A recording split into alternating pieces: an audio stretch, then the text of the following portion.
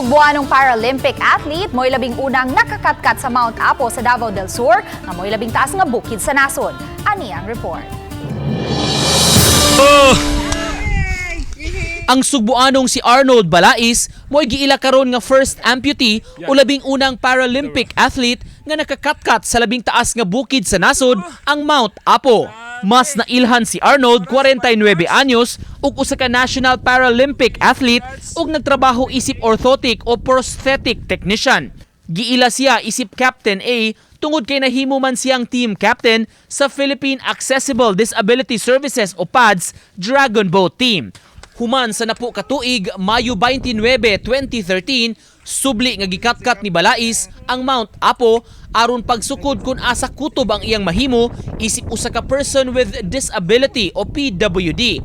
15 anyos pa si Arnold dihang giputol ang iyang tiil tungod sa infection sa napasagdan nga injury sa pagduwa niya og basketball. Sa ikaduhang higayon nga pagkatkat ni Arnold sa Mount Apo, uban kaniya ang tinguha ngang unsa may mahipos niyang kantidad tungod niini iyang gamiton sa mga batang nasakit og cancer sa dakbayan sa Sugbo. Gawin nating mas meaningful. Kaya naghanap kami ng organization na pwedeng tulungan. Ayun nga, yung isang kasama ko na nag-organize nito. Kakilala niya yung sa Everlasting Hope Ministry. Ito yung ministry na nakikater sa mga children with cancer.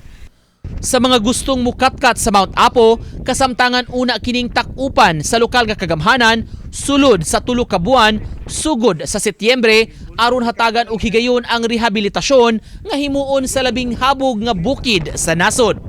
Uban ni Clans Gabutin, Nico Sereno, Balitang Bisdak.